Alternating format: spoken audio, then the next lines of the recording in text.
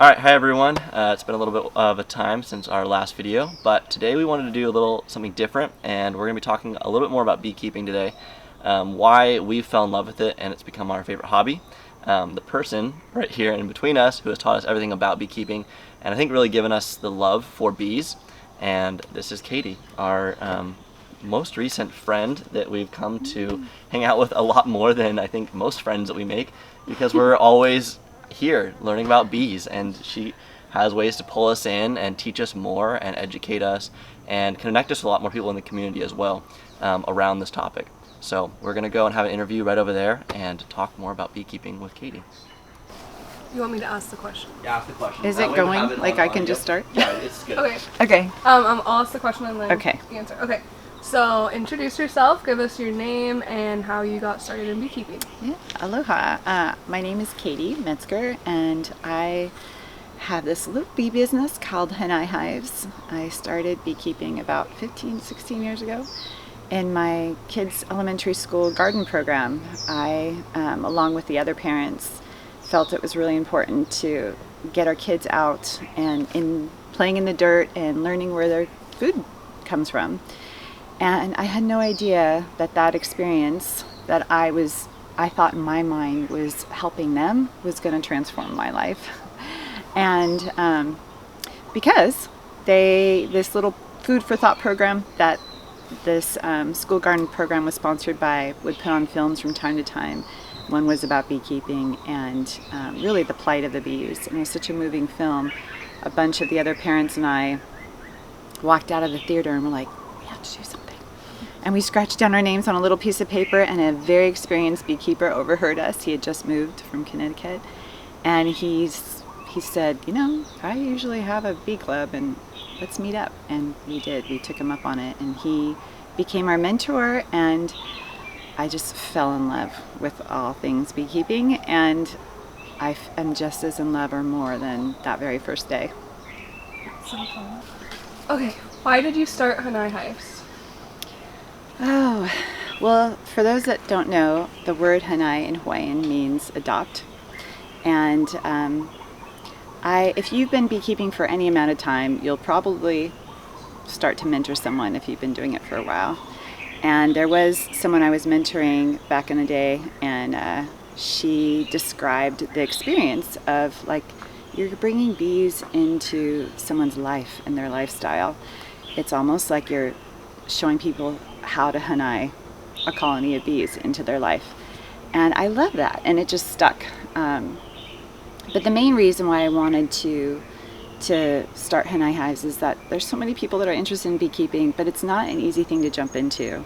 And people have a lot of obstacles. Like, I have some people that they'd love to beekeep, but their sister is, or their husband or their mother are allergic to bees, so they can't have bees. Or they love beekeeping, but they live in an apartment. Or they love beekeeping, but they travel 2 months out of the year. Hanai Hives was meant to just overcome all those obstacles. Like, we're going to clear the slate, and let's do this. And then also to make a commitment. We want people to make a year-long commitment, because even though it looks like we have sunshine and flowers all year long, we really don't here. And I wanted to make sure people, went through all the seasons of beekeeping on the island so that they would be prepared to go on their own, like you guys.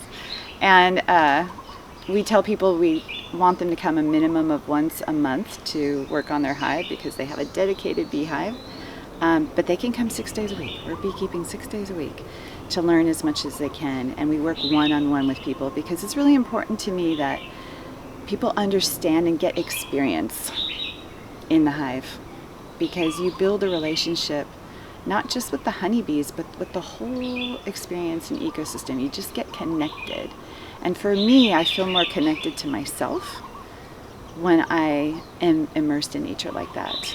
Also, Hanai Hives is small-scale apiculture in a collaborative model. So our beekeepers learn not just from their own hive, but the other hives in the apiary, which I think is very valuable, because you learn so much more when you're in apiary. It's like being in a classroom and learning from all the other students. Mm-hmm.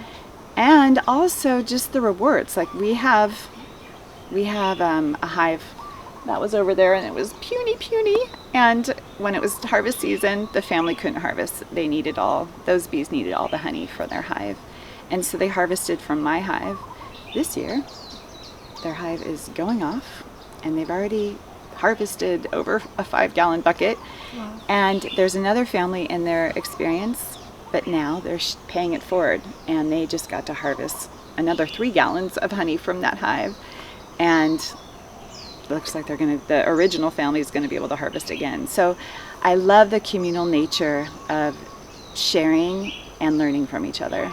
I wanted this to be focused on the bees and the beekeepers equally, because honestly, I go back and forth. Is this selfish? Because I get so much joy from beekeeping and connecting with nature. I want other people to have that experience too. Mm-hmm. And if I'm just doing it in their backyard, then yeah, they get the honey, but it's the experience that's so amazing to me. And when I see other people feel confident and connected, I get so much joy out of that. And then I see that they are, and it's just this upward spiral of happiness that, is just so joyful. Why is it important for us to know about bees? Going off of that.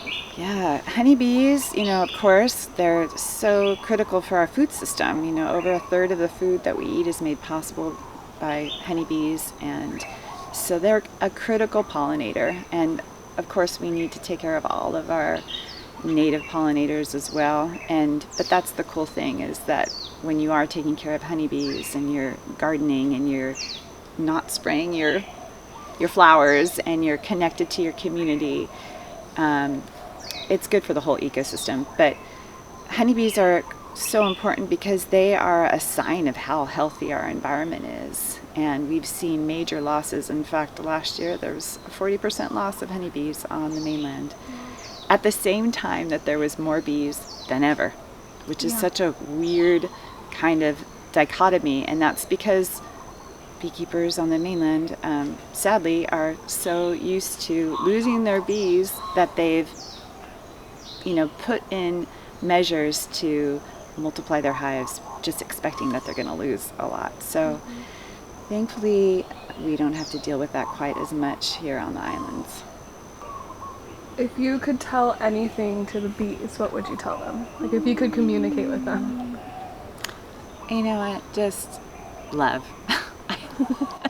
Honestly, love. I just love them. Yeah. They're special creatures for sure. It's extraordinary. And thank you. Actually, I'd say probably, so grateful for everything that they do for us as human beings and for the ecosystem, and just for joy. Yeah. Oh my gosh, that got chug me up. Me too. I love bees so much. I feel like I've learned so much about life from bees and how to be like a team worker, and how to be resilient and so much. That's what's kind of cool about beekeeping, is you don't just learn about bees and the obvious, the fruits on the trees and things like that.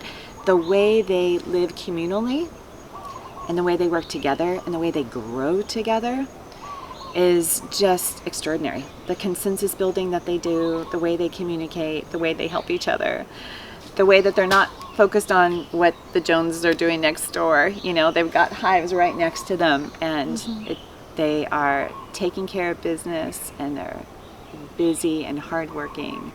And there's just so much that you can learn about yourself from observing honeybees. And yeah. Can honeybees and native bees and pollinators coexist? Absolutely, yes. Honeybees and native bees can coexist. When we take care of honeybees, we're taking care of native bees, and vice versa. I think there's a lot of talk about how you need to protect this group and not that group. And actually, we're all in this together. We need clean food, and we need lots of flowers. I mean, it takes 2 million flowers to make 1 pound of honey, and the honey is, just an extra thing on the side. It's about building the habitat. And honeybees actually pollinate a lot of our native plants and keep them going for our native pollinators.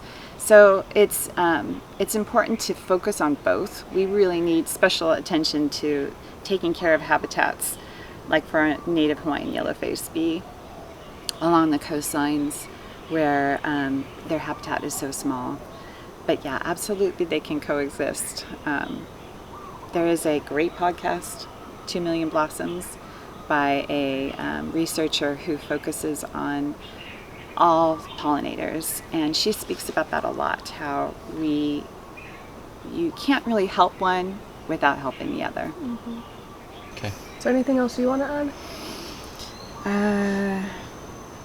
Yeah, I would just say that one thing that I particularly love about beekeeping is that you can start as a little keiki or as a senior citizen.